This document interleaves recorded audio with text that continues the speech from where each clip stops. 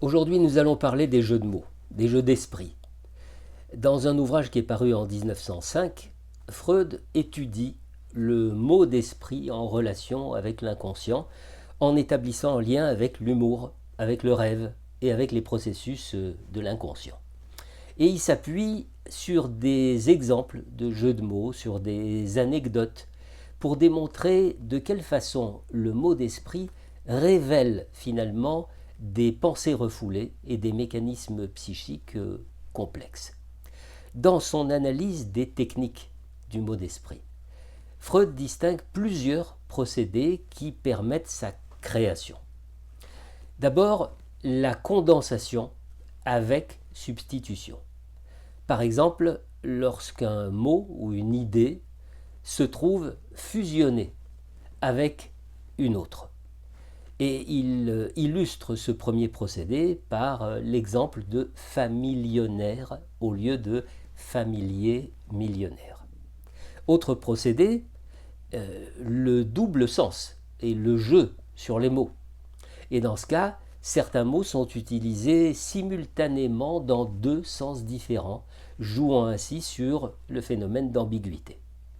Ou encore, troisième procédé, la modification minimale, c'est-à-dire lorsqu'un mot se trouve légèrement modifié pour donner une nouvelle signification. Exemple fourni par Freud, antésémitisme au lieu de antisémitisme. Enfin, l'association d'idées quand des éléments éloignés sont mis en relation par l'esprit. Freud rapproche ces techniques de celles qui sont utilisées dans les rêves, où l'inconscient procède de la même façon par condensation, par déplacement, lorsqu'il y a substitution d'un élément par un autre, ou encore par la représentation indirecte d'idées refoulées. Il s'agit bien d'exprimer des pensées inconscientes en contournant la censure du surmoi.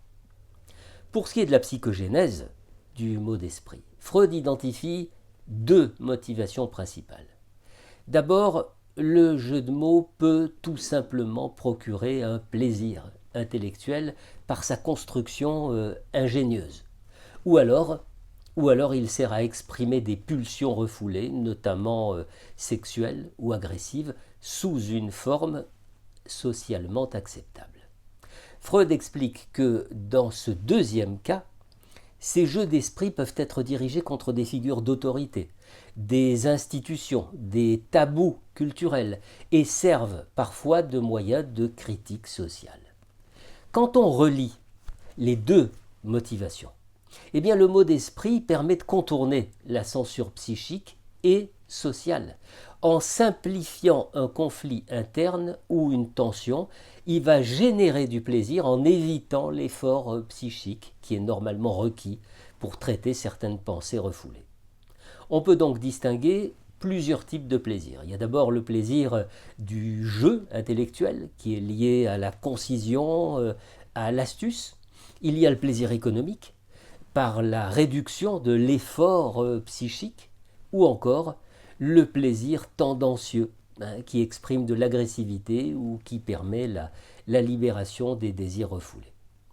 Pour ce qui est du rôle social du mot d'esprit, Freud note que celui-ci permet une communication implicite d'idées interdites ou tabous, et aussi qu'elle renforce les liens sociaux en créant une espèce de complicité entre ceux qui le comprennent, et enfin qu'il peut être utilisé pour manipuler, pour influencer ou pour déstabiliser.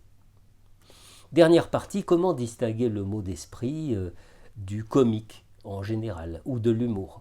Qu'est-ce qui les différencie? Eh bien, selon Freud, le comique repose sur une perception spontanée d'un contraste. L'humour, quant à lui, est une manière de surmonter une souffrance ou une déception, une manière pour le surmoi de protéger le moi contre l'angoisse ou la détresse. Le mot d'esprit, pour ce qu'il concerne, est plus élaboré et il nécessite une construction intellectuelle. En conclusion, eh bien, je vous invite à lire ou à relire cet ouvrage dans lequel Freud démontre que le mot d'esprit n'est pas seulement un jeu intellectuel, c'est un phénomène profondément enraciné dans la psyché humaine qui joue un rôle fondamental dans la communication, dans la critique sociale et dans la gestion des conflits internes. Le mot d'esprit et ses relations à l'inconscient.